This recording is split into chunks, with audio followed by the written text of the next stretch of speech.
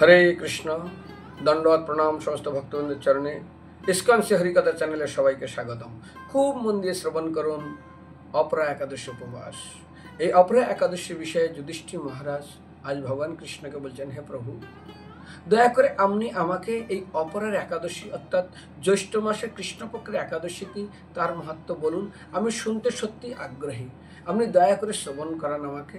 এই কথা শ্রবণ করার মানে কৃষ্ণ বললেন, হে যুধিষ্ঠির মহারাজ, আপনাকে দেখে একটা কথা মনে পড়ে।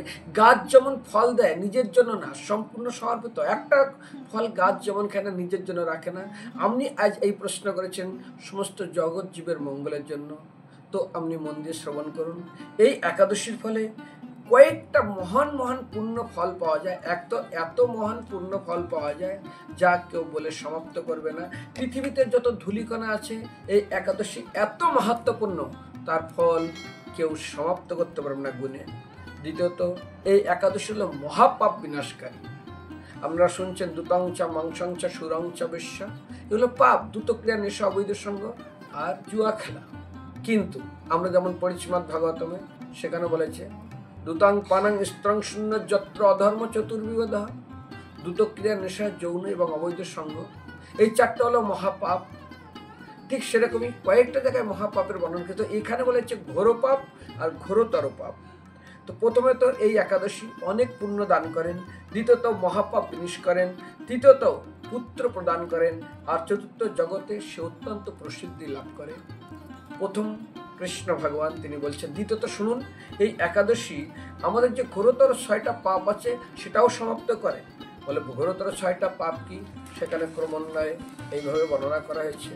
প্রথম পাপ হলো ব্রহ্মহত্যা অর্থাৎ জীব হত্যা পাপ, দ্বিতীয় হলো গোহত্যা পাপ, তৃতীয়ত ভ্রণ হত্যা পাপ, 4 পরনিন্দা পাপ, 5 পরস্ত্রী গমন পাপ এবং মিথ্যা ভাষণ। এগুলো হচ্ছে ঘোরতর পাপ। এর থেকে আছে ঘোর পাপ কি কি, সেখানে বলেছে মিথ্যা ভাষণ, ওজন বিষয়ে বঞ্চনা, শাস্ত্রের মিথ্যা ব্যাখ্যা, জ্যোতিষ শাস্ত্রের গণনায় ভুল সিদ্ধান্ত প্রদান এবং ভুল চিকিৎসা এবং যুদ্ধক্ষেত্রে পালিয়ে যাওয়া। এগুলো হলো ঘোর পাপ আর ঘোরতর পাপ। কিন্তু তার থেকে একটা 2 জায়গায় যেমন বিশেষ মাহাত্ম্য বর্ণনা করেছেন। কি বলেছিলাম, বহু পুণ্য প্রদান করে, সমস্ত পাপ মহাপাপ নষ্ট করে, পুত্র প্রদান করে আর জগতে প্রসিদ্ধি লাভ করে। তার সঙ্গে এক জায়গায় আরো খুব সুন্দর বর্ণনা করা হয়েছে। মকর রাশিতে যেমন আমরা স্নান করতে যাই গঙ্গাসাগরে মকর সংক্রান্তিতে, ঠিক একই স্নান যদি কেউ বিশেষ করে প্রয়াগরাজেও করে, সে একই ফল প্রাপ্ত। বলা হয়েছে মকর রাশিতে সূর্য অবস্থানকালে মাঘ মাসে প্রয়াগে গিয়ে যদি কেউ, প্রয়াগ মানে প্রয়াগরাজে গিয়ে কেউ যদি স্নান করে ত্রিবেণীতে, যে ফল অবশ্যই সেই ফল প্রাপ্ত হবে। শিবরাত্রিতে বিশেষ করে কেউ কাশীধামে গিয়ে যদি রাত্রি এবং দিন উপবাস করে এবং সেখানে অবস্থান করে যাপন করে, যে ফল প্রাপ্ত হবে তিনি একই ফল প্রাপ্ত হবেন। 3 গয়াধামে বিষ্ণু পাদপদ্মে পিণ্ডদান করলে যে ফল প্রাপ্ত হওয়া যাবে সেই ফল অবশ্যই তিনি প্রাপ্ত হবেন। তারপরে যে পিতৃপক্ষ অর্থাৎ আমরা জানি না, দুর্গাপূজার আগে তো সবাই জানে মহালয়াকে বলা হয়, মহালয়ার যে তিথি হয় সেটা হল পিতৃপক্ষ। সে পিতৃপক্ষে যদি কেউ গিয়ে গয়ায় পিণ্ডদান করে তার পিতৃপুরুষদের উদ্দেশ্যে, খুব সুন্দর তারাও ফল প্রাপ্ত হবে। আর কিছু বলে, হ্যাঁ, যদি কোনো ব্যক্তি সিংহ রাশিতে বৃহস্পতির অবস্থানে গৌতমী নদীতে স্নান করেন, অর্থাৎ গৌতমী নদী হলো দ্বারকায়, সেখানে যদি যায়, যেমন ভগবান কৃষ্ণের গুরুদেব সন্দীপানি মুনি তিনি প্রায় যেতেন এবং ওখান থেকে স্নান করে যখন আসতেন, তা একদিন তার গুরুদেবকে জিজ্ঞাসা করলেন, ভগবান কৃষ্ণ আপনি কোথায় যান? বলে আমি স্নান করতে। সেখানে গৌতমী নদী প্রকট করেছিলেন উজ্জয়িনীতে, যদি কৃষ্ণ বলরাম যে গুরুকুলে পড়েছিলেন সন্দীপানি মুনি, সেখানে দেখবেন। তা বাদেও এখানে বর্ণনা করা হয়েছে যে কুম্ভে, কেদারনাথ দর্শনে, বদ্রিকাশ্রমে যাত্রায়, বদ্রীনারায়ণের সেবায়, সূর্য গ্রহণে, কুরুক্ষেত্র স্নানে, হাতি ঘোড়া সৈন্য দানে ও দক্ষিণা সহ যজ্ঞ সম্পন্নদের যে ফল হয়, এই ব্রত পালন করলে অনায়াসে এই সকল ফল তিনি পুণ্যমাত্রায় প্রাপ্ত হবেন। শুধু তাই না, এই অপরা ব্রত পাপরূপ, এই অপরা ব্রত অর্থাৎ একাদশীকে যদি পালন করে, পাপরূপ বৃক্ষের কুঠার স্বরূপ। অর্থাৎ একটা গাছ বড় করতে কতদিন লাগে, কিন্তু ওই গাছকে কাটতে কতটুকু সময় লাগবে? কয়েক মিনিটও লাগবে না।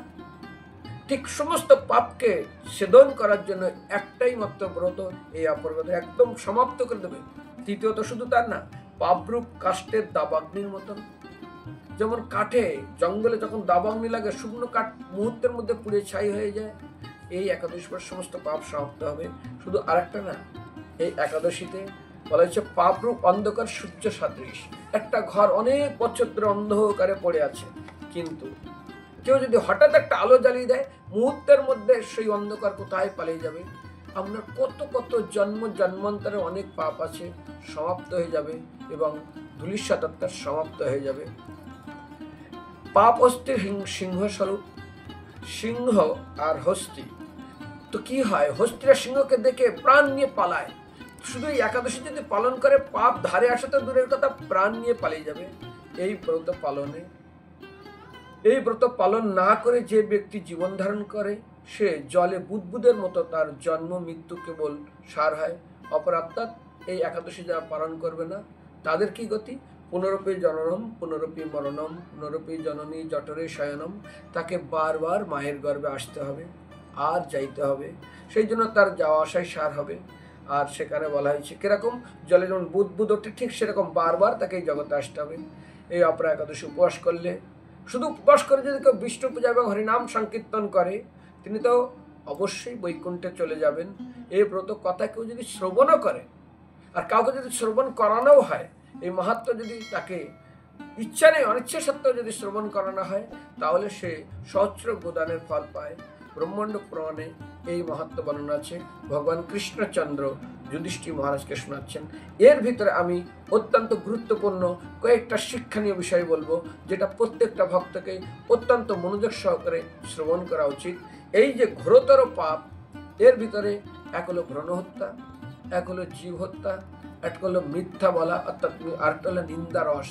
কি কঠিন থেকে কঠিন পরিস্থিতির সৃষ্টি করে মানুষের জীবনে, মনোযোগ সহকারে শ্রবণ করলাম। ঘোরতর পাপ: ব্রহ্মহত্যা, গোহত্যা, ভ্রূণ হত্যা, পরনিন্দা, পরস্ত্রী গমন এবং মিথ্যা ভাষণ। আর ঘোরতর পাপ: মিথ্যা সাক্ষ্য প্রদান, ওজন বিষয়ে ছলনা, শাস্ত্রের মিথ্যা ব্যাখ্যা, জ্যোতিষশাস্ত্রের মিথ্যা গণনা, ভুল চিকিৎসা এবং যুদ্ধক্ষেত্র থেকে পালন। তার ভিতরে ভক্তদের জন্য সবচেয়ে ইম্পর্টেন্ট একটা বিষয়, যেটা হলো মিথ্যা ভাষণ আর পরনিন্দা।